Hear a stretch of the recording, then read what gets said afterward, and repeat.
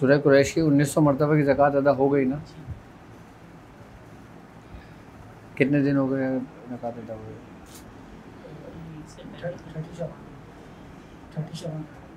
30 शबान तक मुकम्मल हो गई थी। तो अभी कितना कंटिन्यू रखा हुआ है? 313 ना। ठीक है। अच्छा, किसी भी सूरत या किसी भी आयत की जो ना दावत देने से पहले उसको सवाल करना पड़ता है। ठीक है। अब जब हम आगे मंजिल की तरफ बढ़ रहे हैं और जब हम सूरह कुरैश को पूरा मुकम्मल करेंगे तो उसके लिए हमारे सवाल होना ज़रूरी है। आई बस समझना।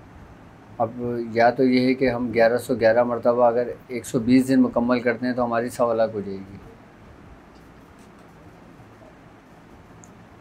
1111 मरतबा 120 दिन में।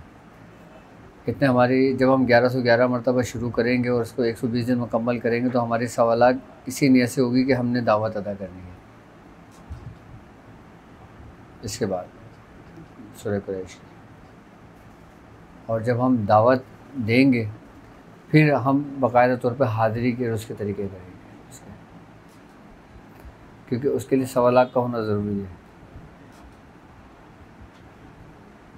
क्योंकि अभी हमारी 1900 की तादाद मुकम्मल हो गई ना, तो अब हमने 120 दिन 1111 मरतबा इसकी ज़कात अदा करनी है। और इसी नीयत से कि हम इसके बाद में दावत की तरफ आगे बढ़ेंगे इसका। और बाकी पढ़ाई के दौरान कोई मामला, कोई बात किसी किस्म की कुछ भी नहीं हुआ, बस सही। और कोई सवाल हो, कोई पूछना हो उससे मुताल्लिक़ ऐसे।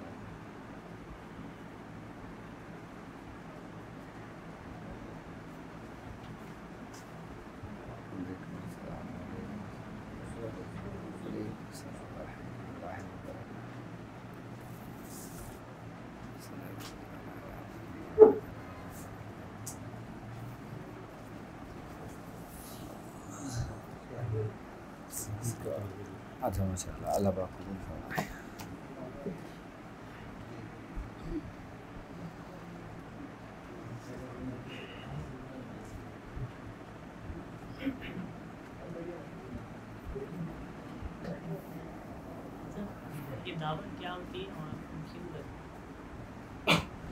दावत क्या होती है और हम क्यों देते हैं? दावत बेसिकली ये होता है कि हम जिससे मुखातिब हैं, जिसको हाज़िर करते हैं या जिसको बुलाते हैं, जिससे मदद पुकारते हैं, ठीक है, फिर उसकी रूहानियत से हमें फ़ायदा होता है। अच्छा, दावत बेसिकली ये होती है कि हमने, होता तो सब कुछ अल्लाह ही के लिए है, उस किसी का कुर्ब पाने के लिए होता है, उसी की रज़ा के लिए होता है, ठीक है। लेकिन अब हम जब उसकी रूहानियत को हासिल करने की कोशिश करते हैं उस तरीके पे जो बुज़ुर्गान दीन के तरीक़ेकार होते हैं, तो जब हम उसकी रूहानियत को पा लेते हैं, रूहानियत को हासिल कर लेते हैं, तो ये दावत के तरीक़ेकार होता है।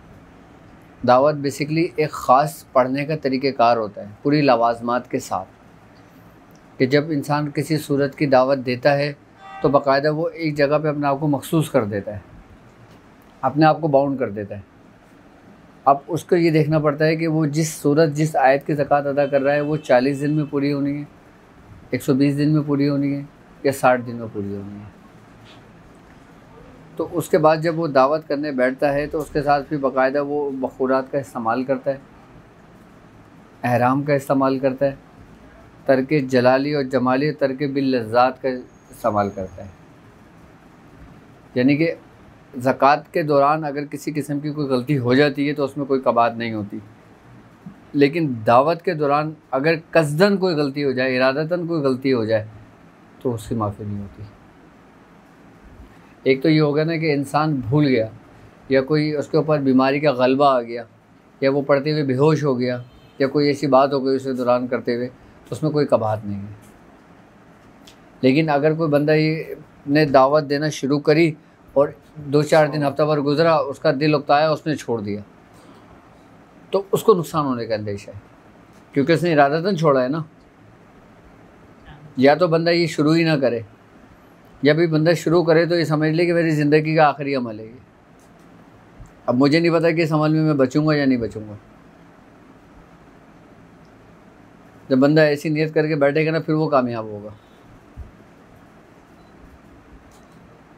क्योंकि दावत के दौरान जो ना, जब दावत देते थे तो जब सूरज गुरूब होता था ना, तो हमारे कपकपी छोड़नी शुरू हो जाती थी कि पता नहीं सुबह होगी नहीं होगी, लेकिन फिर सुबह हो जाती थी। और हम आखिरी हर रात अपना अमल यही सोच के पढ़ते थे, ये हमारा आखिरी रात का अमल है।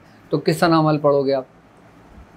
पूरी तवज्जो के साथ। बुजुर्गान दीन फरमाते हैं ना कि नमाज़ पढ़ो ऐसी कि तुम्हारी आखिरी नमाज हो। तो आखिरी नमाज तुम्हारी कैसी होगी? अगर कोई शख्स तुमसे ये कहे कि भाई तुम्हारे सदाए मौत हो जाएगी, तुमने 2 नफिल पढ़ने हैं, तुम कितनी कैसे पढ़ोगे? तो बुजुर्गान दीन इसी चीज़ से तशबीह देते हैं कि अगर आप दावत करने बैठते हो और दावत के लिए बिलखुसूस रब्त कायम होना ज़रूरी है। अच्छा, रब्त कैसे कायम होगा हमारा? इसी मेडिटेशन के ज़रिए, इसी डॉट की प्रैक्टिस के ज़रिए।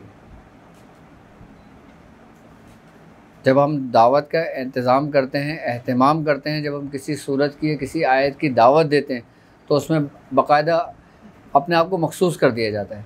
अच्छा, जब मैंने दावत दी थी तो हमें तो एक कमरे के अंदर बंद कर दिया था। मकसद ये कि एक कमरे के अंदर बंद थे और घर से बाहर नहीं निकलते थे जब तक हमारी दावत पूरी नहीं हो जाती थी। जब दावत पूरी हो जाती थी फिर हम बाहर निकलते थे। अब कुछ लोग ऐसे हैं जो कारोबारी हैं, काम करते हैं, वो दावत सग़ीर अदा कर लें। दावत सग़ीर क्या है कि आप अपने दुनियावी मामलात को भी लेके चल लें, आप इसकी दावत भी दे दें। अगर दावत कबीर के ऊपर जाएंगे आप, तो फिर आपने हर चीज़ को तर्क करना होगा, लेकिन उसका वक्त अभी नहीं है। ये शुरू की हमारी मेहनत होती है, शुरू की हमारी रियाजत होती है, उसके बाद फिर आसानी हो जाती है। अब जिन लोगों ने आज से 20 साल पहले मेहनत कर ली, उनके काम आ रही है। आप आज मेहनत कर लोगे तो 20 साल बाद किसके काम आनी है? आप ही के काम आनी है। अच्छा, हर वक्त एक जैसा नहीं रहता। आप आज तरके जलाली जमाली कर रहे हो सकता है 1 साल बाद ना करना पड़े, हो सकता है 3 साल के बाद ना करना पड़े, हो सकता है उसके बाद सारी ज़िंदगी ना करना पड़े, हो सकता है उसके बाद आप 40 दिन के लिए कोई अमल के लिए बैठो तो उस वक्त कर लो, उसके बाद खोल लो परे। लेकिन जब हम इब्तिदाई दौर में अपने आप को बाउंड कर देंगे तो आगे हमारे लिए आसानियाँ पैदा होंगी ना। अब जब हमारा इब्तिदाई दौर था, 7 साल तक तो हमने परहेज़ नहीं खोला था अपना। तरके जलाली जमाली तरके बिल्लज़ात सारा कंप्लीट। और जब परहेज़ अपनी इंतहा पे पहुंचा था तो यहाँ तक कि सालन तक छूट गया था, सिर्फ खजूर पे आ गए थे। लेकिन वो भी एक दावत का एक तरीक़ेकार था। दावत में बेसिकली ये होता है कि जो हमारे सिलसिले के साहिब दावत बुज़ुर्ग होते हैं, आई बस समझ में, उनके नाम का इस्म आज़म तालीम किया जाता है। आई बस समझ में, उनके नाम का इस्म आज़म तालीम किया जाता है और फिर उनसे इस्तिमदाद ली जाती है, उनसे फिर मदद ली जाती है। फिर जब वहाँ से उसकी इजाज़त होती है, फिर दावत का एहतमाम करके दावत में बैठा जाता है, ताकि अगर आपसे कोई लर्जिश हो भी जाती है, आपसे कोई गलती हो भी जाती है, तो इतना नुकसान नहीं होता आपको। फिर उसका हर एक्शन का रिएक्शन तो होता है, लेकिन उस वक्त इतना नुकसान नहीं पहुंचता। जो लोग अपनी मर्ज़ी किसी की इजाज़त के बग़ैर किताबें पढ़कर, अक्सर किताबों में लिखी होती है कि भाई फ़लाँ किस्म की दावत दे दें, फ़लाँ किस्म की दावत दे दें, लोग दे देते हैं। लोग उसमें रुजत का शिकार हो जाते हैं, पागल हो जाते हैं, जहन पलट जाता है, उनको अजीब अजीब चीज़ें दिखाई देने लगती हैं। उसकी वजह ये होती है कि उनकी रहनुमाई करने वाला कोई नहीं होता। क्योंकि जब इंसान दावत में बैठता है ना, तो सबसे पहले उसके ऊपर से हिजाबात उठते हैं, और जब हिजाबात उठते हैं तो उसके अजायबात नज़र आते हैं। अब जब अजायबात उसको नज़र आते हैं तो वो किससे शेयर करेगा? अपने उस्ताद से। अब फिर उस्ताद उसको उस मंजिल से निकालेगा। और जिसका कोई उस्ताद नहीं है, जिसने ऐसे ही दावत देना शुरू कर दी, फिर वो अपने आप को कुल समझ लेते हैं और फिर वो कुल से फिर कोई ना कोई दावा कर बैठते हैं, और जब वो दावा कर बैठते हैं तो मरदूद हो जाते हैं। बड़े बड़े लोगों के साथ ऐसा हुआ है।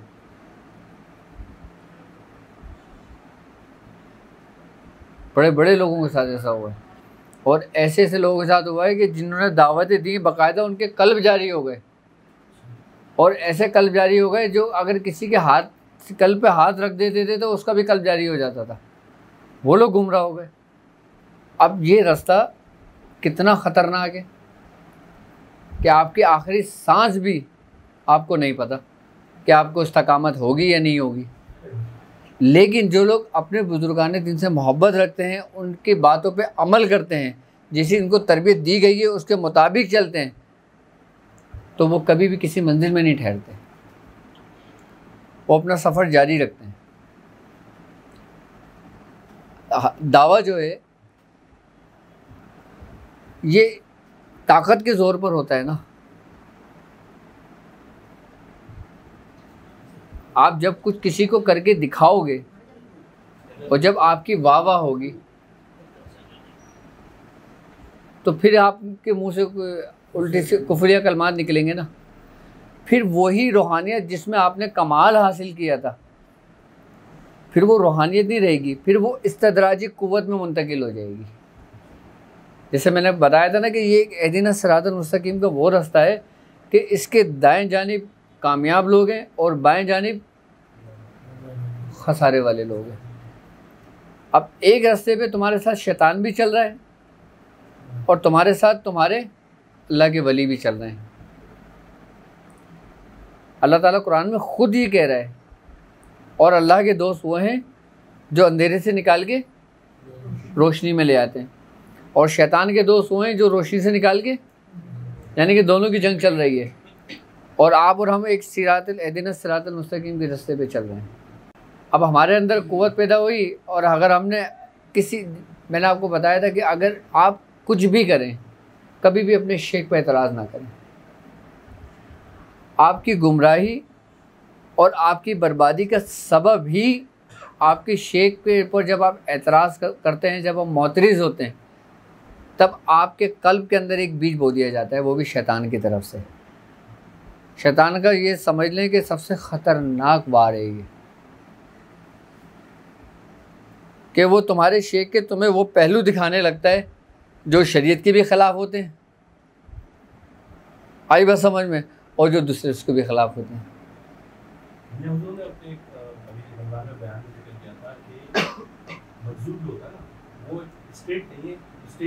आप चाहें तो उसको पार भी कर सकते हैं। तो जैसे राज शहबाज समझदार ये बहुत सारे ऐसे मजबूत गुजरे उन्होंने वो स्टेज क्रॉस इनकी वहीं पर वो वहीं खाया गया इनमें, और जो लोग भटक गए, एक का नाम जो लोग किसी वजह से भटक गए, इनमें और उनमें क्या फ़र्क है? देखें, एक बात याद रखिएगा, एक होता है साहिब हाल बुज़ुर्ग। साहिब हाल बुज़ुर्ग, एक हाल है एक काल है। आई ना बस समझ में। बुजुर्गान दिन फरमाते हैं कि वो मर्द कलंदर होता है कि जिसके ऊपर हाल वो हाल पर गालिब आए। हाँ, और जिसके ऊपर हाल गालिब आ जाता है, एक हाल पे गालिब आना और एक हाल का गालिब होना। इंसान मकजूबियत में उस वक्त जाता है कि जब वो उस रब की तजल्ली में गुम हो जाता है। अब जब वो उसकी तजल्ली में गुम होगा ना, तो उसको पास दाएं बाएं आगे पीछे ऊपर नीचे हर चीज़ से वो बेखबर हो जाएगा, उसको कुछ भी नहीं पता होगा। लेकिन एक शख्स उसी तजल्ली को पी कर आगे की तरफ बढ़ा, तो कमाल किसको हासिल है? सालिक को, मजजूब को नहीं। मजजूब को कभी भी कमाल हासिल नहीं होगा, बल्कि मजजूब से तो दूर रहने का हुक्म है जी। ऐसा बना देगा। हाँ, क्या पता वो कब किस मूड में बैठा हो। आप लेने कुछ जाए, वो दिए कुछ दे आपको। मैं हुजूर मुल्तान गए हज़रत शाह रुकन आलम के रोज़े मुबारक को हाजिरी देने के लिए, तो एक फ़कीर बैठा हुआ था आपकी सीढ़ियों पर। तो ये बात मियाँ हुजूर बताते हैं, तकरीबन 30-35 साल पुरानी बात है। तो मियाँ हुजूर कहने लगे हमारा अभी इब्तिदाई दौर था, जब मैं वहाँ सीढ़ियों पे चढ़ रहा था तो एक फ़कीर बैठा हुआ था, उसके बाल बिखरे हुए थे, हाथ में उसके कशकोल था। तो वो पापा को बोलता है कि तू लेगा। पापा ने उसका हाल देखा, पापा ने कहा नहीं चाहिए मुझे। कह रहे तू लेगा। पापा ने कहा तू उसको अपने पास रख। कह रहे मुझे पता नहीं क्या हुआ, मेरे मुंह से ये निकला कि तू उसको अपने पास रख।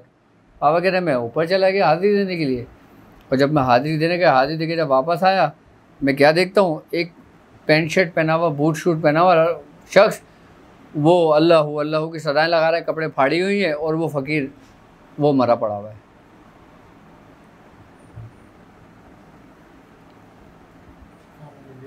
अच्छा, जिस सना उसने मियाँ हुजूर से सवाल किया, उसने उसी तरह उससे भी सवाल किया था।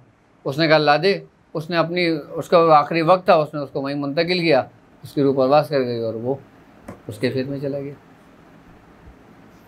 अच्छा, इनकी सोहबत में भी नहीं रहना जाना चाहिए,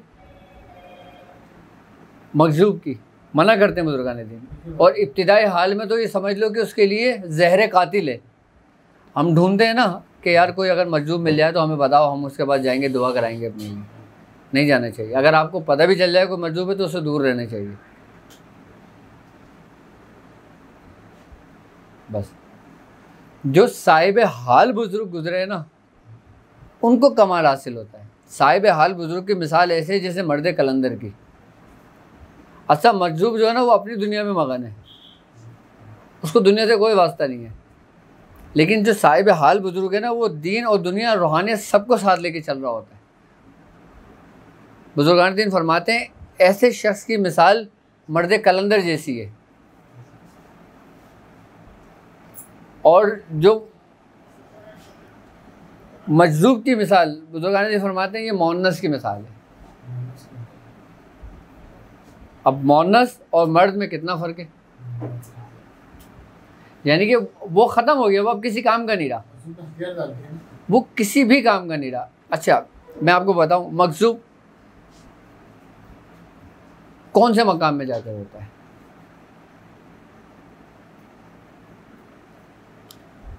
जब सालिक के ऊपर फनाफिल ज़ात की तजल्ली होती है तो वो मजलूबियत में चला जाता है, और जिस पे फनाफिल मोहम्मदी की तजल्ली होती है वो फिर साहिब हाल में आ जाता है, वो फिर तो साहिब हाल में आ जाता है। अच्छा, फनाफिल ज़ात पे जो ना बहुत कम बुजुर्गों पे तजल्ली होती है, जैसे हज़रत साबिर पिया पे हुई थी।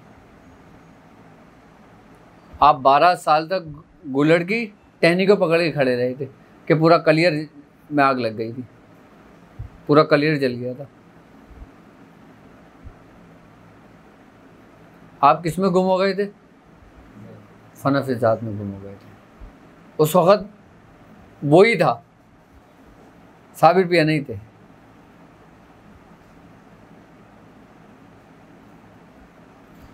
क्योंकि वो कहता है ना कि मैं तेरी आँख बन जाता हूँ, मैं तेरी ज़ुबान बन जाता हूँ, मैं तेरे हाथ बन जाता हूँ।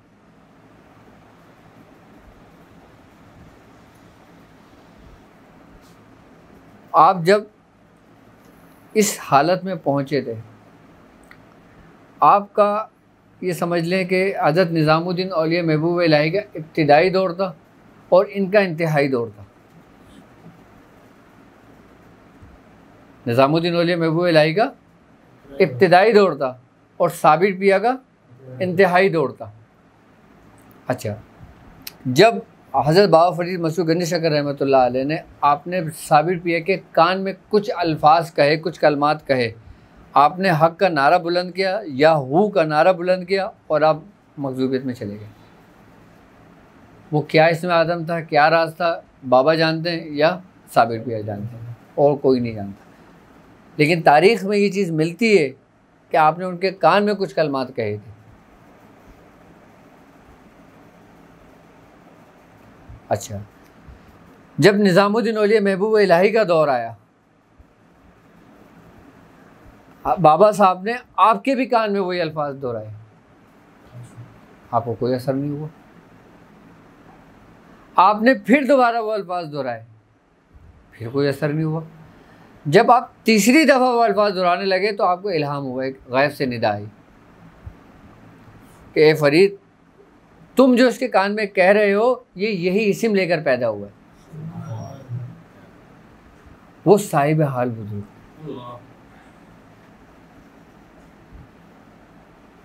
एक बंदा हाल में और एक बंदा काल में, और इन सब की मंजिलें ही शुरू शरीयत से ही होती हैं। अब सूरह कुरैश का जो ये सफ़र चल रहा है, आई बस समझ, ये इन्हीं बुजुर्गान दीन की तरबियत है, उन्हीं का एक रास्ता है सलूक का। लेकिन ये इतना आसान और सहल करा हुआ है ख़ासकर ख़ानदान कादरिया के बुजुर्गान दीन ने, सरकार गौस पाक की वजह से, कि इसमें लर्जिश होने का खर्चा कम होता है। ख़ानदान कादरिया को अगर आप देखें और आप ख़ानदान कादरिया के बुजुर्गान दीन की हिस्ट्री को उठा के पढ़ें, और जो लोग किसी और रस्ते से गुमराह हुए, जिन लोगों ने मुख्तलिफ दावे किए, जो इस रस्ते से हट गए, वो ख़ानदान कादरिया के बुजुर्गों में से नहीं होंगे, वो मुख्तलिफ सलासिल के बुजुर्गों में से होंगे।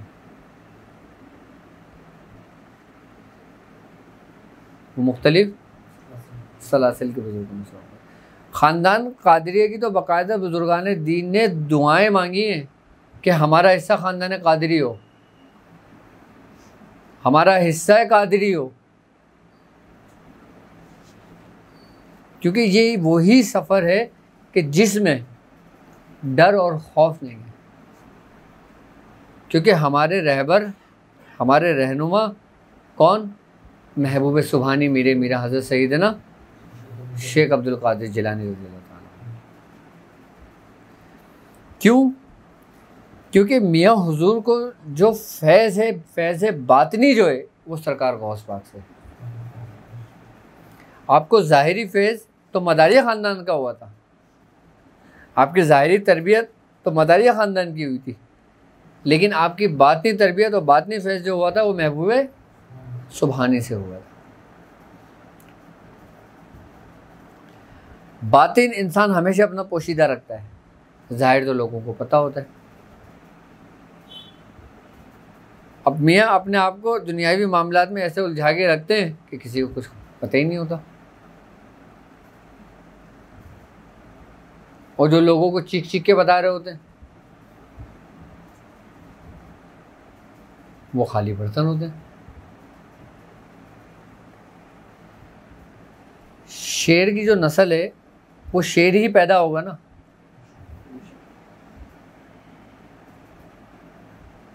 तो ख़ानदान कादरिया की ये मिसाल है, इसमें कभी भी ये डर और खौफ नहीं है, और इसमें रुजत का भी इतना खर्चा नहीं है। अच्छा, दावत एक ऐसे तरीक़ेकार होती है कि जब सालिक अपनी मंजिल का सफ़र करता है तो दावत उसको देने का बाकायदा हुक्म दिया जाता है। जब वो किसी चीज़ पे रियाज़ कर रहा होता है, रियाज़त कर रहा होता है, तो वो आगे का सफ़र कर रहा होता है। अब जब वो आगे का सफ़र कर रहा होता है ना, तो उसके ऊपर जब इसरार खुलते हैं, जब वो कश्फ व करामत की मंजिल से गुज़रता है, तो उससे बहुत सारी बातें ऐसे सरजद होने लगती हैं जो अनहोनी होती हैं। जिसको कोई कहता है कि ये करामत है, जिसको कहता है कि ये फ़लाँ फ़लाँ फ़लाँ, अगर वो उसमें ठहर जाता है, अगर वो ये कहता है कि हाँ ये मैंने किया है, तो वो समझ लें कि उसकी मंजिल स्टॉप हो गई है। और अगर वो ये गुमान करे, ये ख्याल करे कि जो कुछ भी हो रहा है ये सब कुछ अल्लाह ही की तरफ से हो रहा है, अगर सालिक अपना सब कुछ तकदीर पे लौटाए तो वो कामयाब है, और अगर तकदीर पे नहीं लौटाता, तकदीर पे ईमान लाना ना लाना भी कुफ्र है। ये भी तो दावत ये समझ लें कि इस रास्ते का एक हिस्सा है। इसमें जब इस सफ़र में इंसान चल रहा होता है, अच्छा, दावत बेसिकली इसलिए दी जाती है, इसलिए कराई जाती है कि इन जो रूहानियत होती है, जो पढ़ रहा होता है ना, वो रूहानियत उस पढ़ने वाले से मानूस हो जाए। पहले 70 मरतबा पढ़ी थी, फिर 313 मरतबा पढ़ी, फिर 1111 मरतबा पढ़ी, फिर 1900 मरतबा पढ़ी। क्यों पढ़ी? सिर्फ इसलिए कि सूरह कुरैश की रूहानियत आपसे और आप सूरह कुरैश की रूहानियत से मानूस हो जाए। जब हम किसी चीज़ की तकरार करते हैं, किसी चीज़ का जिक्र करते हैं, तो उसका असर हम पर होता है या नहीं होता? बिल्कुल होता है। अब जब उसका असर हम पर होता है, जब उसका असर हमारे अंदर ठहरता है, फिर जब हम दावत का सफ़र करते हैं ना, तो वो हमारी कामयाबी का बाइस बनती है। अच्छा, इसमें ऐसा कुछ भी नहीं होता। इस रास्ते में अगर तुमने कदम रखा और इस रास्ते में अगर तुम्हारी मौत वाक़ई हो जाती है, तो ये भी एक शहादत का दर्जा है।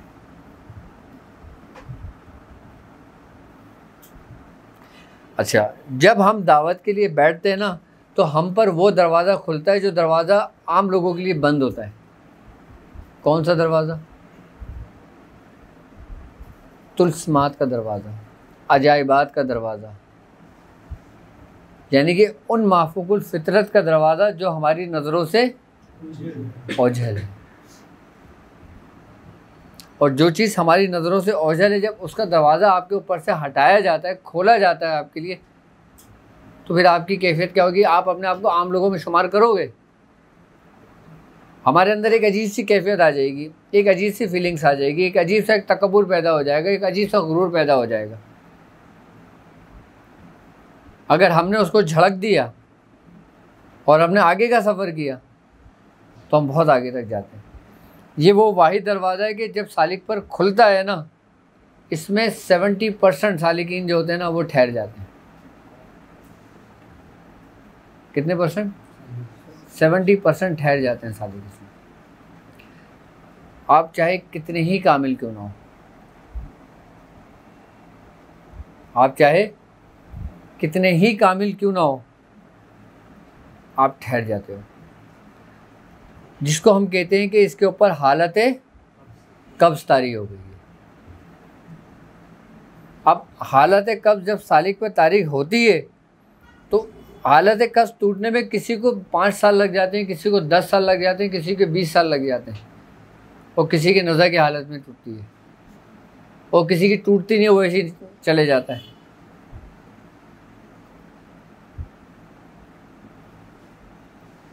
लेकिन तारी ज़रूर होती है। और ये दरवाज़ा कब खुलता है? कि जब आप दावत की सूरत में ये दरवाज़ा खटखटाते हो।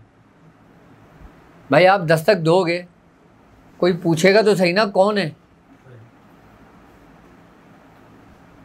आप अपना तारुफ ही कराओगे ना। उसके बाद जब आप ठहर गए वहीं पर, या आप वहाँ से नहीं ठहरे, वहाँ से आप आगे का सफ़र निकल गए, तो फिर आप आगे की मंजिलें चलती हैं। हम समझते हैं कि ये दरवाज़ा खुलने के बाद ये कुल है, यानी कि यही सब कुछ है।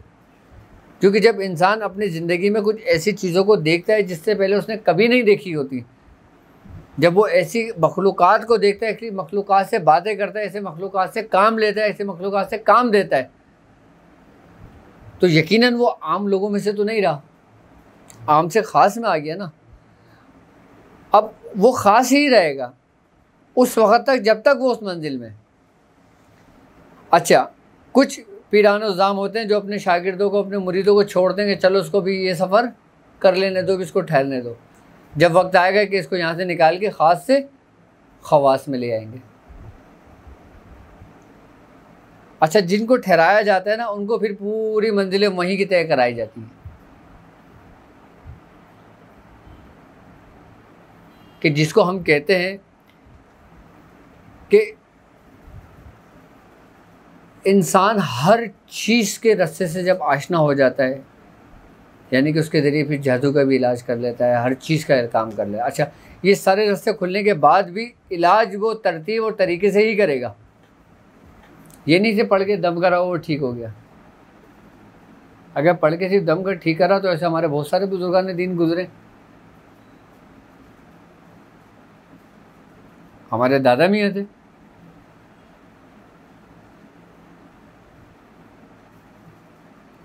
आप अगर दुआ के लिए हाथ उठा देते तो आपकी दुआ कबूल नहीं होती क्या? तो फिर आप क्यों भेजते थे मियाँ हुजूर के पास कि जाओ इसका उतारा करो?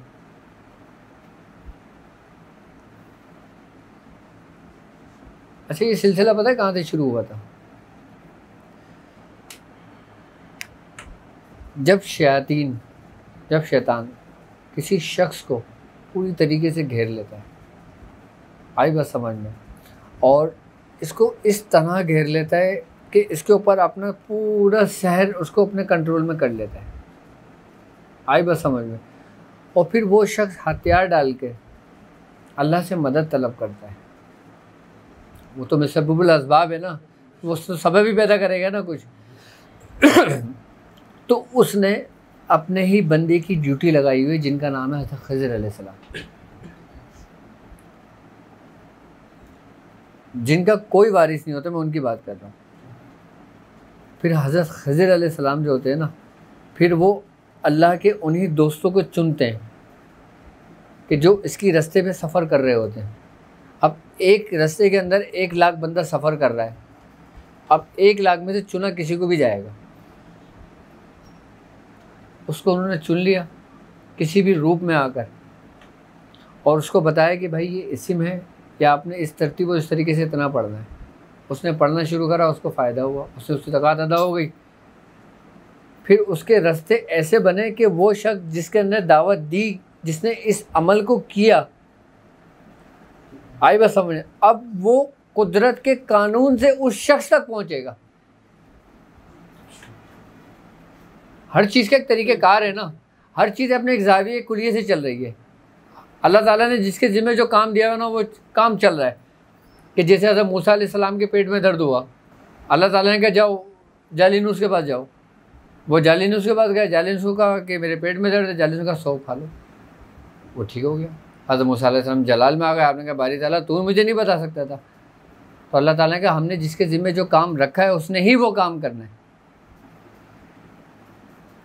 हर चीज़ का एक तरीक़ेकार है। अब जब वो उसको वो कुदरत के कानून से जब वो उस बंदे के पास पहुंचेगा, उसका सहर टूटेगा। किसका? जो शैतान का सहर था उस शख्स के ऊपर। फिर वो उसी तरतीब, जो कुछ उसने दावत दी, जो कुछ उसने पढ़ा, जो कुछ उसने किया, फिर वो उसी तरतीब और उसी फ़ेल के साथ उसका इलाज करेगा। जब वो उसका इलाज करेगा, वो मुकम्मल ठीक हो जाएगा। अच्छा, असल पावर किसके पास है? कि जिसने इलाज किया। समझना मेरी बात इस हिस्से को, इस कुलिये को समझ लोगे, सब कुछ समझना आसान हो जाएगा आपको। आई बात समझ में? अब उसने उसका इलाज किया, वो सेहत याब हो गया। अब उसने कहा भाई मुझे भी कुछ पढ़ने को बता दो। उस शख्स ने वही इस्म उसको पढ़ने के लिए बता दिया। अब उस शख्स ने पढ़ना शुरू कर दिया, उस शख्स ने पढ़ना शुरू कर दिया। अब उसके बाद कोई मरीज आया, उसने दम कर दिया, उसको शिफा हो गई। उसने कहा हुजूर मुझे कुछ पढ़ने वाला है, उसने वही इस्म उसको तालीम कर दिया। अब साहिब दावत कौन है? पहला शख्स साहिब दावत था। उसके बाद सारे बंदे सिर्फ ज़कात अदा कर रहे हैं। पावर किसकी चल रही है? जो साहिब दावत है। आई बात समझ में? कहते हैं कि हर सदी में एक मुजद्दिद पैदा होता है जो साहिब दावत होता है। क्यों? हम लोगों के पास जो कुछ भी पहुंचा वो समझ लो कि हमारे बुजुर्गों के बनाए हुए हलवे हैं, ये उन्हीं की मेहनत है। हम लोग तो सिर्फ खा रहे हैं, वरना रियाजत मेहनत है हम लोगों की नहीं है। वरना जितना हम लोगों को फल मिलता है, जितनी हम लोगों को सिला मिलता है, अगर उस सिले के लिए उस मेहनत को देखा जाए ना, वो मेहनत नहीं है आपकी। तो ये किसका कमाल जा रहा है? जो साहिब दावत है। इस तरतीब और इस तरीके से वो सिलसिला पूरा चलता गया और यहाँ तक आ पहुँचा। अब आपसे लेके फिर सरकार गौस पाक गुजरे, फिर सरकार गौस पाक के बाद फिर शेख हैं, फिर इस सिलसिले पूरे चलते हुए चले आ गए। मौलाए कायनात से तो सिलसिला चला है ना, ये पैदा तो वहीं से हुई है, उसी घराने से हुई है सारा। तो दावत के तरीक़ेकार भी बुजुर्गाने दीन के अपने सीनों के राज होते हैं ये। अब 1000 बंदा दावत देता है, अब तुम क्या समझते हो कि 1000 बंदा कामयाब हो जाते हैं? लेकिन फ़ायदा सबको होता है, सिला सबको मिलता है, हर शख्स को उसके ज़र्फ़ के हिसाब से, उसकी अकल के हिसाब से, उसकी नीयत के हिसाब से, उसकी रियाजत के हिसाब से, उसकी मेहनत के हिसाब से। अब ये पाबंदी के साथ मेहनत कर रहे हैं, आई बस समझ, जब 12 बजते हैं अपना सब कुछ काम वाम छोड़ के ये 12 बजे पढ़ने बैठ जाते हैं। आई बस समझ में, ये कमरे से बाहर ही नहीं निकल रहे, ये मुस्तकिल उसी में पढ़ रहे हैं। अब ये कभी 11 बजे बैठ जाते हैं, कभी 9 बजे बैठ जाते हैं, कभी 12 बजे बैठ जाते हैं। तो तीनों की रियाजतों में फ़र्क हुआ। अब इन तीनों रियाजतों के अंदर बात आ जाती है आपकी नीयतों की, आपके अमाल की, आपके फ़ेल की। अब जब तक आप शरीयत की रस्सी को नहीं थामोगे, जब तक आप अपने आप को गुनाहों से, बुराइयों से, वबाओं से महफूज नहीं रखोगे, आप इसमें कामयाब भी नहीं हो सकते। तो सबसे पहला क्रेडिट क्या हुआ, सबसे पहला काम क्या हुआ कि हमने अपने अंदर से ख़यालाते फासिदा को ख़त्म करना है। यानी कि हमारे अंदर की जो बुराइयां हैं, बुरी आदतें हैं ना, हमने सबसे पहले उसको उतार के एक कोने पे रख देना है। खाना उसी बर्तन में डाला जाता है जो बर्तन साफ होता है। अब आप देख लें कि कौन कौन लोग इस दावत के काबिल है। जो काबिल है वो दावत दे ले, जो नहीं है वो पहले अपने बर्तन साफ कर ले, और जो नहीं है वो दावत देने के लिए बैठ जाता है तो उसको नुकसान नहीं होगा, उसको नुकसान नहीं होगा। उसको हो सकता है 1 महीना लग जाए, हो सकता है 2 महीने लग जाए, हो सकता है 1 साल लग जाए, हो सकता है 3 साल लग जाए, क्योंकि बर्तन जब तक साफ नहीं होगा खाना नहीं डाला जाएगा। लेकिन एक बंदा, उसने सारी बुराइयों को अपने अंदर से निकाल दिया, अपने तमाम बुरे खसाइल जो उसके अंदर मौजूद हैं उसने उसको ख़त्म कर दिया, और फिर उसने शुरू करा। हम लोगों की एक सबसे बड़ी गलती क्या होती है कि हम नवाफिल के चक्कर में फ़राइज़ को छोड़ देते हैं।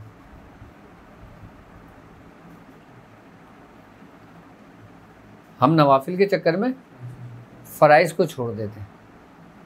हम ये समझते हैं कि हम जो वजीफ़ा कर रहे हैं, हम जो अमल कर रहे हैं, ये हमारे लिए काफ़ी है। ऐसा नहीं है।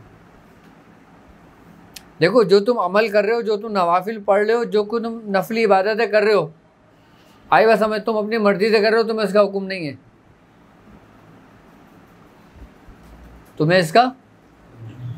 तुम्हें हुक्म किस चीज़ का है? जो फ़राइज़ है। और जो लोग फ़राइज़ का एहतमाम करने के बाद नवाफिल में जागते हैं, अगर कोई बंदा 40 दिन में कामयाब होने वाला होता है तो वो 20 दिन में कामयाब हो जाता है।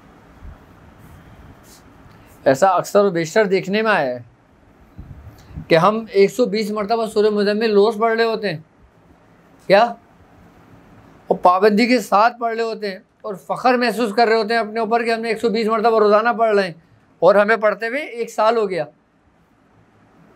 लेकिन कुछ फ़राइज़ पढ़ लेते हैं, कुछ फ़राइज़ से गाफिल हो जाते हैं।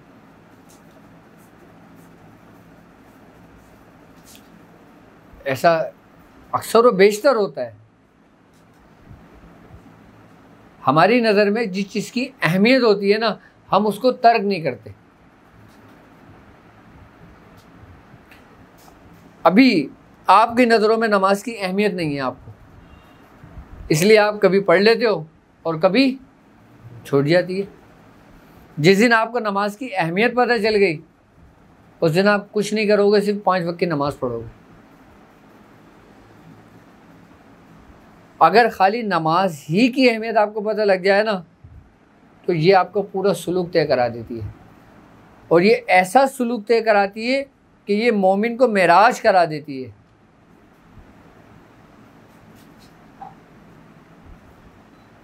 सिर्फ अगर आपको इसकी अहमियत पता चल जाए। जिस तरह हम नवाफिल का एहतमाम करते हैं, जिस तरह हम सूरह कुरैश पाबंदी के साथ पढ़ते हैं, जिस तरह रात आती है हमारे फ़ौरन आ जाता है कि भाई हमने अपनी ज़कात अदा करनी है, हम सारे काम छोड़ के अपने काम में आके बैठ जाते हैं और दिन भर हम गाफिल रहते हैं।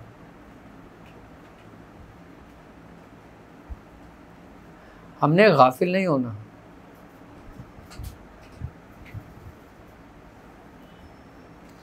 मैं बारहा ये बात कहता हूँ कि गुनाह करना गुनाह नहीं है।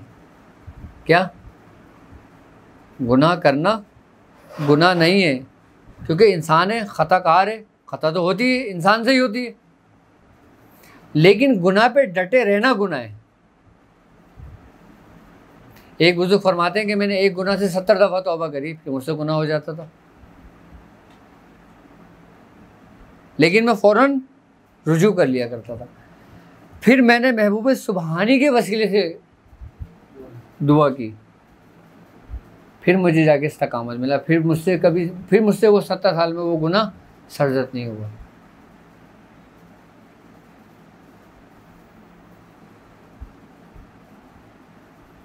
भाई गुनाह हमसे नहीं होगा, ख़ता आपसे नहीं होगी, हमसे नहीं होगी तो किससे होगी? सिर्फ और सिर्फ नबी मासूम है।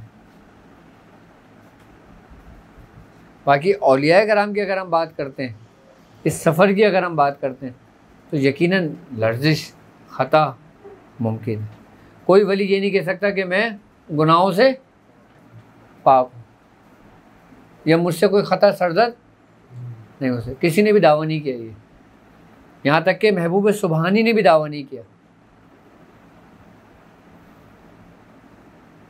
आपसे बड़ा मकाम वलियों में किसी का भी नहीं है। तो अब आज के वली क्यों कहते हैं?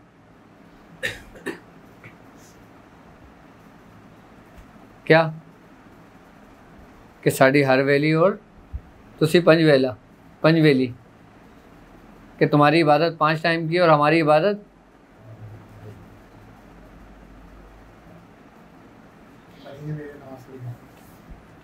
है।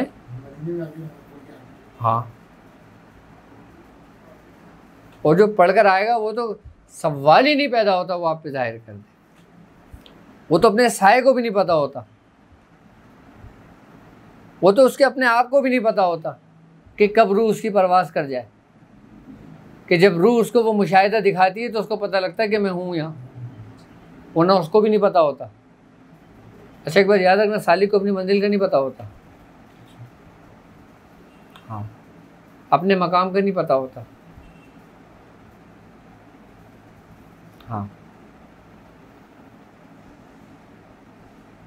उसका मकाम, उसकी मंजिल या तो वारिद उसके मुरीदों पे होती है या फिर उसके शेख पर होती है, वरना उसको खुद को नहीं पता होता।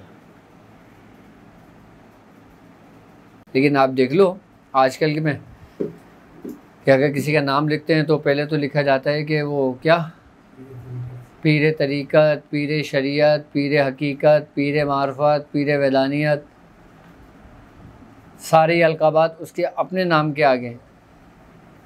तो भाई अपने शेख के लिए भी कोई अलकाबात छोड़ दो। हाँ, आप यकीन करोगे, मैंने मियाँ हुजूर को ख़ुद अपना नाम लिखते हुए देखा है, खादिमुल फ़ुक़रा।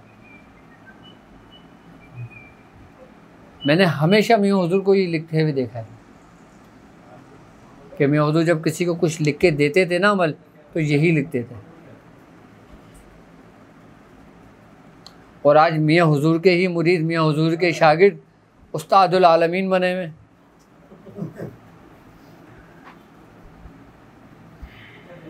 हाँ, कि जहाँ पे अलकाबात भी आके ख़त्म हो जाए,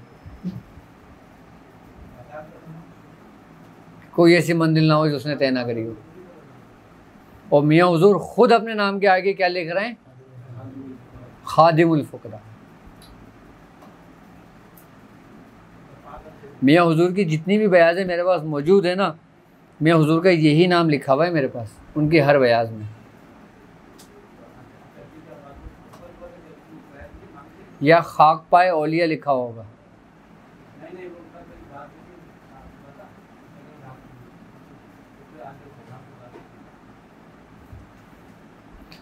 तो यहीं से जो ना हमारे फिर मामलात में खराफात पैदा होना शुरू हो जाते हैं, ख़राबियाँ पैदा होना शुरू हो जाती हैं। दावत देने से पहले अपने आप को तैयार करो। आपने इस 4 महीने में अपने आप को तैयार करना है। कैसे तैयार करना है? अपना तज्जिया करना है हर दिन का, कि जिस तरह अगर तुम्हारी परचून की दुकान है, तुम रोज़ का सेल का हिसाब लिखते हो ना अपने पास कि आज इतनी सेल हुई है, इतना खर्चा हुआ, इतनी सेल हुई है, इतना खर्चा हुआ पूरे महीने का पाबंदी के साथ। इसी तरीके से तुम अपने दिन का हिसाब किताब निकालो कि तुमने क्या खोया और क्या पाया। यानी कि तुमसे आज कोई ऐसी बात सरदर्द तो नहीं होगी जिससे किसी का दिल दुखाओ या किसी की दिल आज़ारी हुई हो या तुम्हारे अंदर कोई ऐसी गलत तुमसे ख़ता हो गई हो या तुमसे कोई गुनाह सरदर्द हो गया हो। पूरा दिन गुजारो और रात में उसका तज्जिया करो। आई बात समझ में? इस तरतीब इस तरीके से आप तुम्हारे 40 दिन मुकम्मल नहीं होंगे, तुम्हारे अंदर कैफियतें बदलने शुरू हो जाएंगी।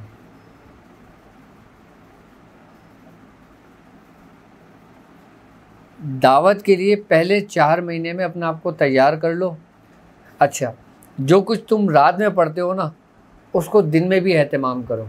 दिन में उस तरतीब उस तरीके से नहीं, लेकिन उसके विर्द में रहो, उसके ख़याल में रहो।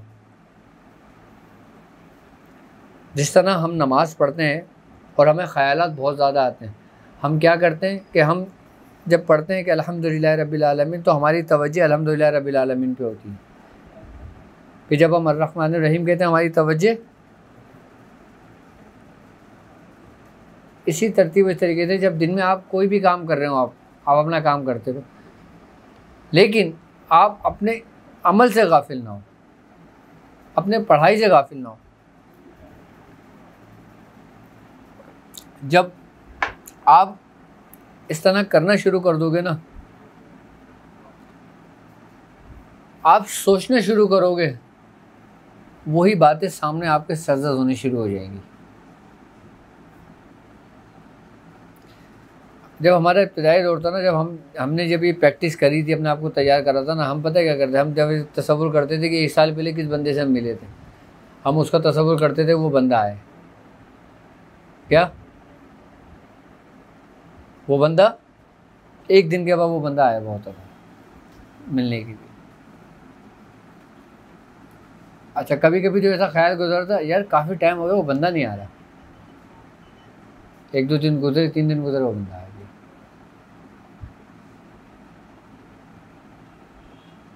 अल्लाह ताला ने आपके दिमाग को, आपको ऐसा बनाया है कि आपने कोई चीज़ एक दफ़ा देख ली या एक दफ़ा सुन ली या एक दफ़ा आपने उस पर तवज्जो कर ली, चलो भी तवज्जो को भी हटा दो आप, फिर वो ही सब कुछ आपकी मेमोरी के अंदर सेव हो गया। अच्छा, आपने जिसकी सुनी और जिसने आपकी सुनी, उन दोनों के कनेक्शन मैच होके एक चिप के अंदर महफूज हो गया। 20 साल के बाद भी आप वो चिप खोल के पैगाम दे सकते हो उस शख्स को। यहाँ तक के है कि अगर वो शख्स मर जाए, उसका इंतकाल हो जाए, आई बात समझ में, तो आपका उससे राब्ता हो जाता है उसी रेस के ज़रिए। कैसे? नहीं, रूह के ज़रिए।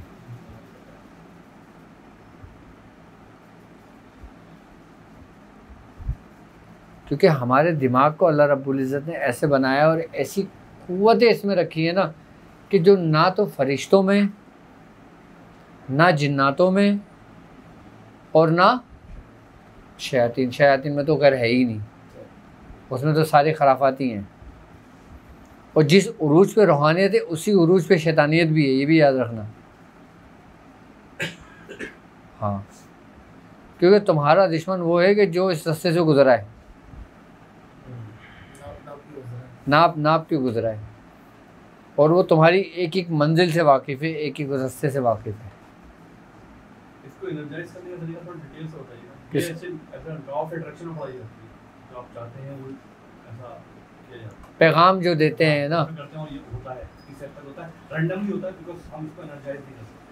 तो आपने बताया कि आप मुसलसल उसी यूनिट को जारी रखोगे, आप एनर्जी बढ़ती जाएगी और वो चीज़ आपके साथ होना शुरू हो जाएगी। देखो जब हम किसी चीज़ पे रियाजत जब मेहनत कर रहे होते हैं ना, तो वो एनर्जी हमारे अंदर पैदा हो रही होती है। अच्छा, हम मोटर आप पानी की अगर चलाते हो, अगर आप 2 घंटे चलाते हो तो आपका टैंक भर जाता है। आई बात समझ में?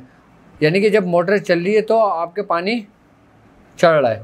इसी तरीके से जब आप कोई चीज़ की प्रैक्टिस कर रहे होते हो ना, तो वो रेस, वो एनर्जी, वो हरारत पैदा हो रही होती है। अच्छा, ये हमारे अंदर हरारत किस सूरत में पैदा होती है? जब हम किसी पे कंसंट्रेट करते हैं ना, तवज्जो करते हैं, तो हमारे अंदर एक हिद्दत, एक हरारत पैदा होती है। और यही हिद्दत जो हरारत होती है ना, ये एक रेस की सूरत इख्तियार करती है। और यही रेस जो होती है ना, ये उम्मुल दिमाग को जगाती है। अब जब उम्मुल दिमाग को जगाती है ना, जब वो चिप खुलती है, फिर इंसान उसी रेस के ज़रिए उस मकाम में दाखिल होता है कि जिससे वो गुफ्तगू करना चाहता है। ये उसी वक्त मुमकिन है कि जब आप पूरी तौर पर तवज्जो पे कमांड हासिल कर सकें। अच्छा, हम समझते हैं कि अब हम पलक नहीं झपक रही, हम बात कर रहे हैं, अब हम 1 घंटा पहुँचे तो हम फ़ायदा देगा। नहीं, जब इंसान इस पर कंट्रोल कर लेता है ना, फिर उसकी पलक झपके या बराबर है। फिर मुराकबा आँख बंद करके करे या बराबर है। अच्छा, मुराकबा आँख बंद करके ये मुशाहिदा है, मुराकबा आँख खोल के ये मुशाहिदा है। कामिल कौन सा है? जो मुशाहिदा है। अच्छा, इसमें मुशाहिदा हकीकी भी है और मुशाहिदा काज़िब भी है।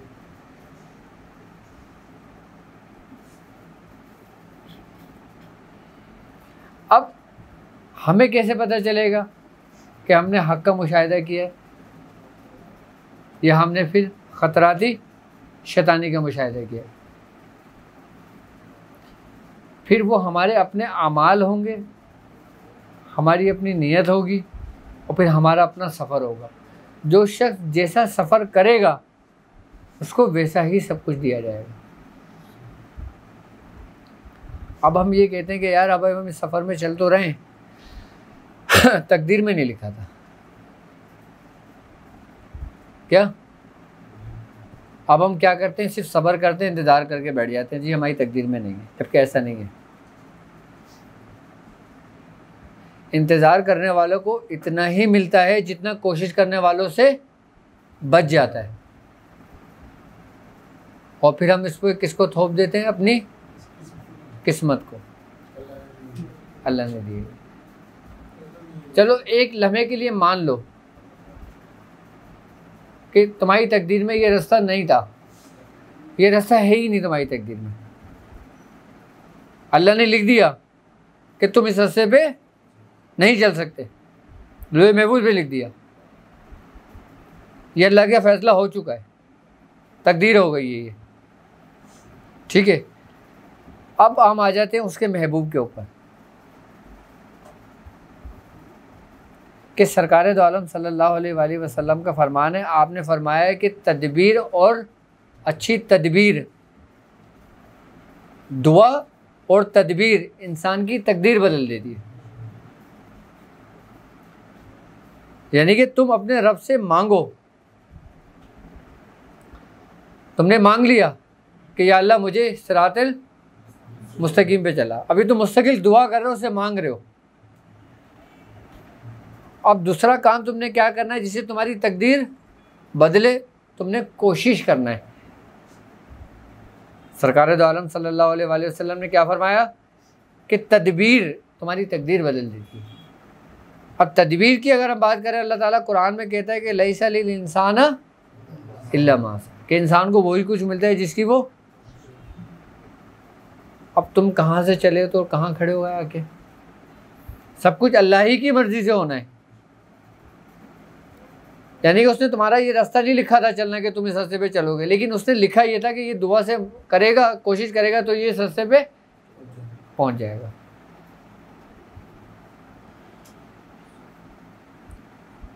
अपने रास्ते का इंतखाब कर लेगा। कोशिश ही है ना। इब्तिदाई दौर में आप भी कोशिश कर रहे हो, ये भी कोशिश कर रहे हैं, ये भी कोशिश कर रहे हैं, सब कोशिश कर रहे हैं और फिर सब दुआ भी कर रहे हैं। तो अगर किसी के रास्ते में सफ़र नहीं लिखा होगा तो उसकी तकदीर बदल जाएगी।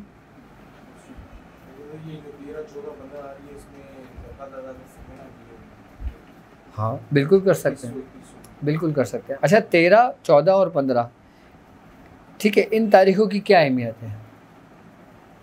ये वो तारीख़ें हैं कि जिसमें जो ना हज़रत आदम अलैहिस्सलाम की दुआ कबूल हुई थी।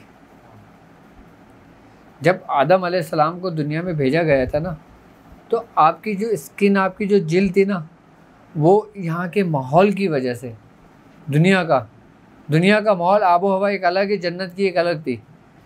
तो यहाँ पे धूप, तपिश, ये मामलात और फिर ख़ता, जो भी कोई मामला थे, दुनियावी एतबार की बात कर रहा हूँ, आपकी जिल्द जो ना सियाह हो गई थी, आप रोते थे बाकायदा। फिर अल्लाह रब्बुल इज़्ज़त ने आपको 3 दिन रोज़ा रखने का हुक्म दिया था। जब आपने पहले दिन रोज़ा रखा था ना, तो आपके जिस्म का आधा हिस्सा साफ़ हो गया था। जब आपने दूसरे दिन का रोज़ा रखा, आपके सीने तक का हिस्सा साफ़ हो गया था। जब आपने तीसरे दिन का रोज़ा रखा था, आपको पूरे जिस्म साफ़ व पाक हो गया था। यानी कि अगर हम अपने अंदर की ग़िलाज़त को, अपने अंदर की गुनाहों को, अपने अंदर की सियाहकारी को अगर हम ख़त्म करने के लिए, और अगर हम हर महीने इस 3 दिन का रोज़ा रखेंगे ना, तो हमें हर हाल में फ़ायदा होगा। 13 जब 13वीं शब लगे, जब 12वें का दिन ख़त्म हो जाए, 13वीं शब लग जाए, 13, 14, 15 ये रोज़े हज़रत आदम अलैहिस्सलाम पे फ़र्ज़ हो गए थे। फिर हज़रत आदम अलैहिस्सलाम भी रोज़े रखा करते थे। अच्छा दाऊदी रोज़े जो थे ना, वो हज़रत दाऊद अलैहिस्सलाम पे फ़र्ज़ थे। दाऊदी रोज़े क्या थे कि वो एक दिन छोड़ के एक दिन रखे जाते थे, यानी कि ताक तारीखों में रखे जाते थे। ताक तारीखों में कैसे? 1, 3, 5, 7। अच्छा ताक तारीखों में क्यों रखे जाते थे? और अल्लाह ताला ने अपने नबियों को क्यों हुक्म दिया था?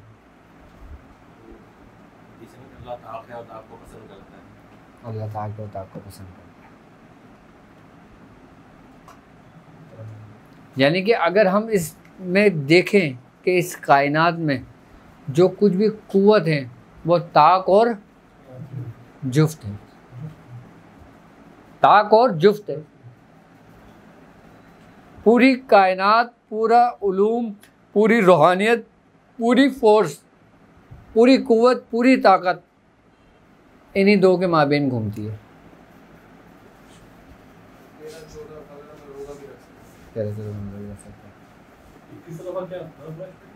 क्या 2100 मरतबा? नहीं 2100 मरतबा नहीं करना। आपका जो अमल जैसे चल रहा है ना, वो वैसे करते रहें। आपने 13, 14, 15 को ना रोज़ा रखने के अपना मामूल बना लें। उससे फ़ायदा पता है आपको क्या होगा? उससे फ़ायदा ये होगा कि दावत में आपके लिए आसानी हो जाएगी। और जो लोग 13, 14, 15 का रोज़ा रखते हैं ना, फिर वो कुदरत के कानून से, फिर वो गुनाहों से भी दूर होने लगते हैं। ये कुलिया है कि जो आप रोशनी की तरफ बढ़ते चले जाओगे, अंधेरा कम होता चला जाएगा। अच्छा अंधेरा हमारे अपने अंदर है, हमें अपने अंदर के अंधेरे को ख़त्म करना है। वो हम कैसे ख़त्म करेंगे? जिक्र से। और जिक्र के लिए फ़िक्र ज़रूरी है। हमने अपनी इब्तिदा कहाँ से की? फ़िक्र से। फ़िक्र के बाद हम जिक्र में आए। हम जिक्र से फ़िक्र में नहीं गए, हम फ़िक्र से जिक्र में आए और फिर जिक्र से फ़िक्र में होंगे। यानी कि हमारी इब्तिदा भी फ़िक्र और हमारी इंतहा भी फ़िक्र।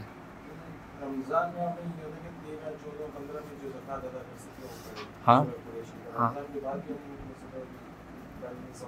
नहीं, अगर अल्लाह ने तुम्हें इतनी हिम्मत दी है कि तुम नॉर्मली जो ज़कात अदा कर रहे हो उसके साथ अगर तुम 3 दिन में कोई ज़कात अदा करना चाहते हो तो कर लो, कर सकते हो। हाँ, दाज के हवाले से कुछ बताएं, क्योंकि जैसे ये कहाँ से शुरू हुआ और मतलब अगर कोई अपने मामूल में रखना चाहे इसको तो किस तरह इसको पढ़े, कितने दफ़ा पढ़े। दुरूद ताज के बारे में ना, ठीक है मैं बताता हूँ। अगर तुम ये चाहते हो कि तुम मकबूल बारगाह हो, तुम्हारी दुआएं मकबूल बारगाह हों, तुम्हारे अमाल मकबूल बारगाह हों, तो तुम दुरूद ताज की रस्सी को मजबूती से थामो। कमो बेश कुछ नहीं तो एक मरतबा तो लाजमी पढ़ा करो दुरूद ताज। जो शख्स दुआ मांगने से पहले दुरूद ताज पढ़ता है उसकी दुआ रद्द नहीं होती, उसकी दुआ वो कबूल होती है। ये दुरूद ताज की बरकत है। समझ में आ गई दावत की? अच्छा, एक चीज़ बाद में जो क्वेश्चन मिला था अभी जो 11 से 11 मिनट पढ़ेंगे, सिर्फ तुम्हारी नीयत होगी कि सवाल करना है दावत करने के लिए, या यही दावत है, या दावत में कुछ और पढ़ा जाता है? यही दावत नहीं है, ये दावत में दाखिल होने के लिए है। अब जिस तरह हम रमज़ान में दाखिल होने के लिए हम शाबान के रास्ते से गुज़रे थे, उसके बाद हम रमज़ान में दाखिल हुए थे, इसी तरह हम दावत में दाखिल होने के लिए हम 1.25 लाख के रास्ते से गुज़रेंगे। जब सूरह कुरैश हमारी 1.25 लाख इस 4 महीने में हो जाएगी, मुकम्मल हो जाएगी, उसके बाद जब हमारा अगला कदम होगा तो वो दावत की जानिब होगा। अच्छा, आई बात समझ में?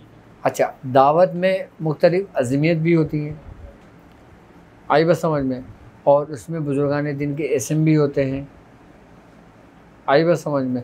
और उसमें बामौक्कल भी होती है, और उसमें तमाम बुर्ज के हिसाब से भी होती है, सितारों के हिसाब से भी होती है। दावत के अंदर हर चीज़ की एक ख़ास ख्याल रखा जाता है, ख़ास तरतीब के साथ। जो भी इबारत होती है, जो भी वो होता है ना, वो उसके साथ होती है।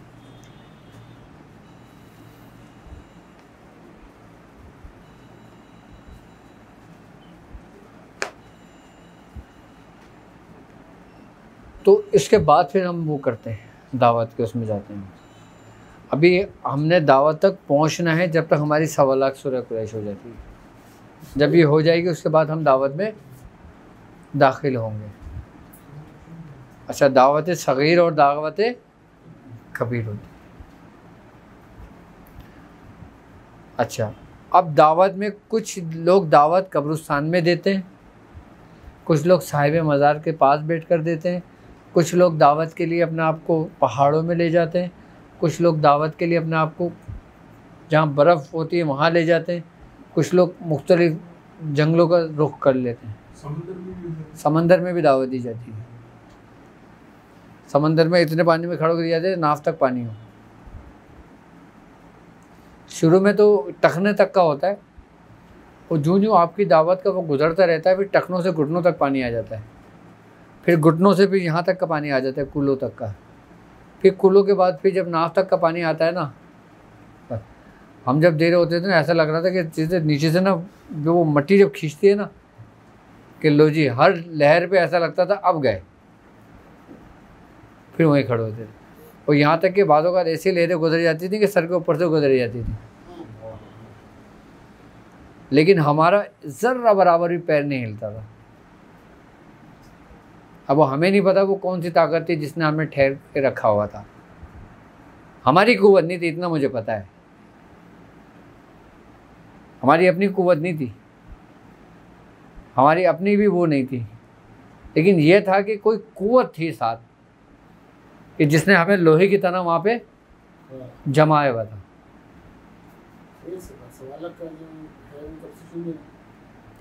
1.25 लाख का चांद की क्या तारीख है आज?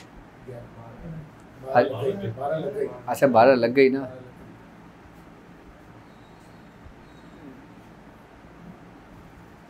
और वो चांद ग्रहण कब है?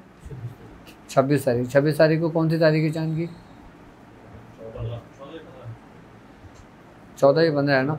हाँ तो चांद 26 तारीख से शुरू कर दें, मगरिब के बाद से शुरू कर दें। दिन में चांद ग्रहण हो जाएगा, 1 बजे शुरू हो रहा है ना, कितने बजे? 2 बजे से लेकर शाम 6 बजे। हाँ ठीक है। तो जब ये वक्त गुजर जाए इसमें तुम हुब का अमल कर लो अपना, और हुब का अमल में परहेज़ अगर कर लोगे तो अच्छा है, नहीं तो फिर कोई मसला नहीं है। परहेज़ तो अब शुरू करना, परहेज़ तो अब कर लो ना, ताकि ये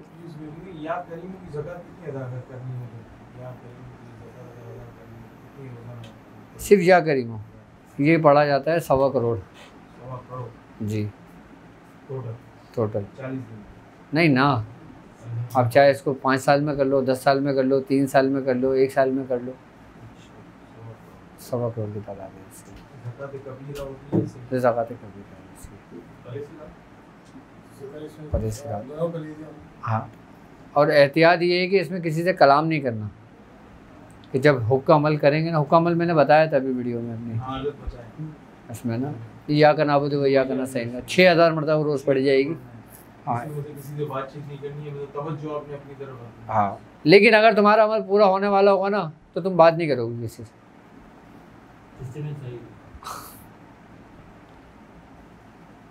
क्या तुम्हारा अमल अगर पूरा होने वाला होगा ना तो तुम किसी से बात नहीं करोगे,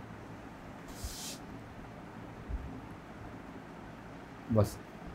ये उरूज जब हो, जब इसमें शुरू करें या 2 बजे शुरू कर दें? ज़ोहर की नमाज़ पढ़ के शुरू कर दो, बस ज़ोहर की जमात पूरी हो, सुन्नतें पढ़ो और शुरू कर दो उसको। ये या का नाबुद व या का नस्तईन 6000 मरतबा चांद गिरने में पढ़ना है। तो ये इसके ज़रिए फिर मैं हुब के तरीक़ेकार समझाऊंगा कि हम हुब का काम कैसे कर सकते हैं, हुब के अमाल के लिए हैं। एक ही जगह बैठ के, एक ही निश्चित में करके, कमरे में नहीं, इसको करना है खुले आसमान के नीचे, छत पे करना है, और बग़ैर टोपी के, बग़ैर ताज के, बग़ैर उसके। अच्छा जो लेडीज़ हैं अब वो अपने घर की छत पे कर लें।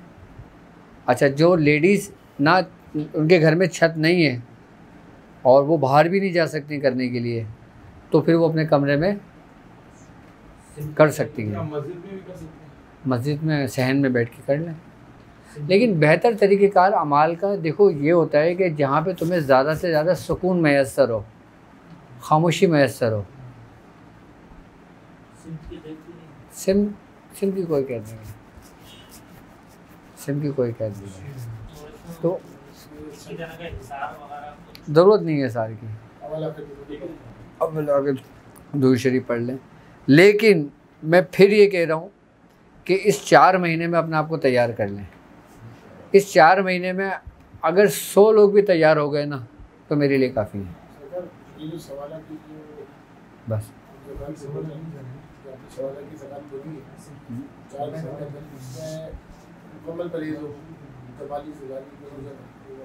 अच्छा अब परहेज़ ही होगा।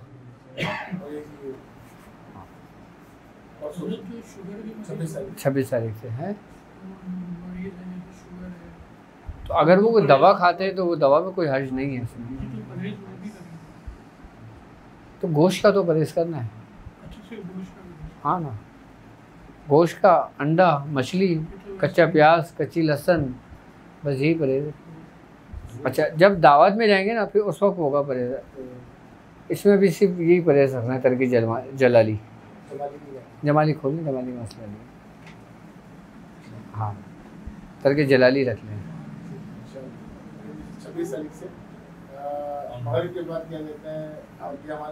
26 तारीख यानी कि 26 मई 26 मई से 1111 मरतबा 120 दिन मुकम्मल करना है।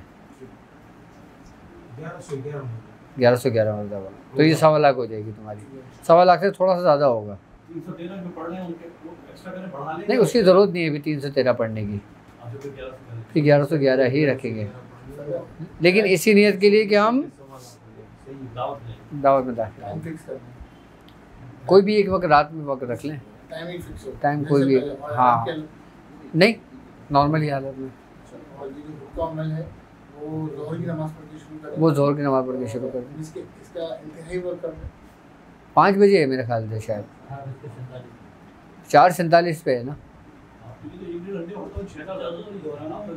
हाँ हाँ, आपने हुक्का एक और बताया था जो 40 दिन का था।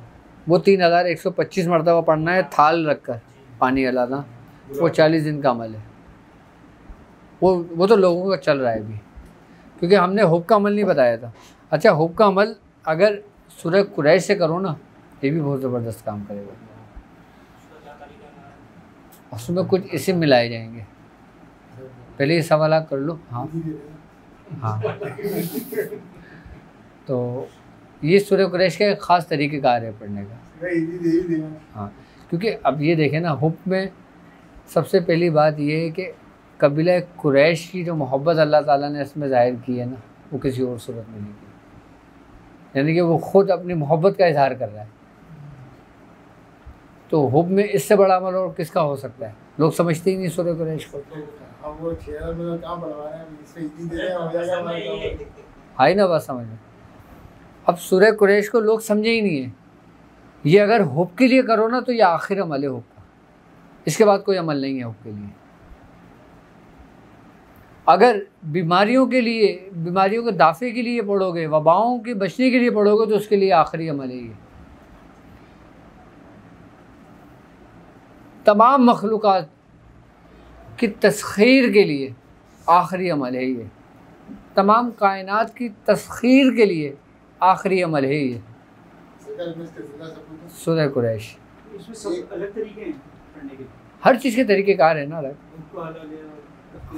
हाँ हाँ, ये बेस है। एक फैमिली थी 15 साल से, उसका एक में से कोई भी काम अपनी जगह से हिलता नहीं था। और शायद 90 दिन के अंदर है ना 70% नाम हो गया, सब शुरू क्रैश। हाँ हाँ, और कुछ नहीं पढ़ा, सब शुरू क्रैश। मैंने बोला पागलों की तरह पढ़ो, दीवानों की तरह पढ़ो। ये 90 दिन तो बहुत हैं। आप यकीन करोगे 9 दिन में भी काम हो जाता है। 9 दिन भी बहुत हैं। मैं समझता हूँ 9 घंटे में काम हो जाता है। अगर तुम सूरह कुरैश की दावत दे लोगे तो 9 घंटे भी बहुत हैं। 9 मिनट में काम हो जाता है। सूरह कुरैश को लोग हकीकतन नहीं समझे। अगर सूरह कुरैश की अगर बात की जाए ना, तो सूरह कुरैश के अंदर, इसकी रूहानियत के अंदर तमाम कायनात की रूहानियत महफूज और पोशीदा है। इसमें हिसार भी पूरे उरूज पर है अपना, कि हमने उन्हें गर्मी और सर्दी से महफूज कर दिया और हमने मोहब्बत डाल दी। और जिसको अल्लाह रब्बुल इज़्ज़त मोहब्बत का जिक्र कर रहा है अहले कुरैश से, हुब के अमल के लिए भी आखिरी अमल है, हिसार के अमल के लिए भी आखिरी अमल है, आई बसर और हाजिरी के अमल के लिए भी आखिरी अमल है। हाजिरी के अंदर जो डरो खौफ होता है ना, उसके लिए बिल्कुल आखिरी अमल। और जब आप हाजिरी करते हो, सबसे पहला आपको क्या होता है? डर होता है, खौफ होता है। ठीक है, हम जब दावत दे होते हैं, अभी तुम्हें कितना खौफ हुआ था कि तुम्हारे चेहरे के तासुरात बदल गए जब मैंने कहा कि इंसान मर भी सकता है। फ़ौरन एक डर हुआ ना, एक खौफ हुआ ना। सूरह कुरैश पढ़ने वाला इससे भी महफूज हो जाता है।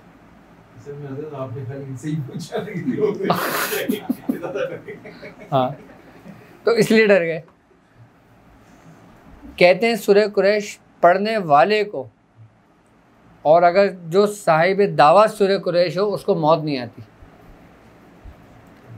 और जिस दिन उसकी मौत का दिन मुकर्रर है, उस दिन वो पढ़ना भूल जाएगा। वो भी रब की तरफ से होगा, किसी इंसान की तरफ से नहीं होगा। और अगर तुम चाहते हो कि तुम्हारी उम्र में इजाफा हो, अगर तुम चाहते हो तुम्हारी उम्र तवील हो और सलामती के साथ हो, आफियत के साथ हो, तो तुम सूरह कुरैश को पढ़ो। जिन जिन बुज़ुर्गों ने सूरह कुरैश को पढ़ा है ना, उनकी उम्रें 100 साल से ज़्यादा हुई हैं। हमारे ख़ानदान के अंदर हमारे बुज़ुर्गों की उम्रें देखो ना, 100 साल से ज़्यादा हुई हैं। यहाँ तक कि हमारे दादा की उम्र 95 ईयर्स थी। सुबहान अल्लाह बार गम जार तो ही, सुबहान अल्लाह बार कुशाई शिकार तो ही, सुबहान अल्लाह बहुरमत कुन फयकुन, सुबहान अल्लाह मुराद मन हासिल कुन। या इलाहुल आलमीन, या इलाहुल आलमीन, या इलाहुल आलमीन, या इलाहुल आलमीन, तेरा ज़िक्र अस्कार किया गया, तेरे दोस्तों का ज़िक्र अस्कार किया, बारी ताला इसमें कोई गलती कोताही हो गई हो तो अपने रहम करम अपने फ़ज़ल से माफ़ फरमा। या इलाहुल आलमीन, हमको अपने दोस्तों में शामिल फरमा। या इलाहुल आलमीन, हमको उन चंद लोगों में शामिल फरमा जिन चंद लोगों से तू राज़ी हुआ। या इलाहुल आलमीन, हासिदों के हसद से महफूज फरमा। या इलाहुल आलमीन, नज़र बद से महफूज फरमा। या इलाहुल आलमीन, जादू के शर से महफूज फरमा। या इलाहुल आलमीन, शयातीन के शर से महफूज फरमा।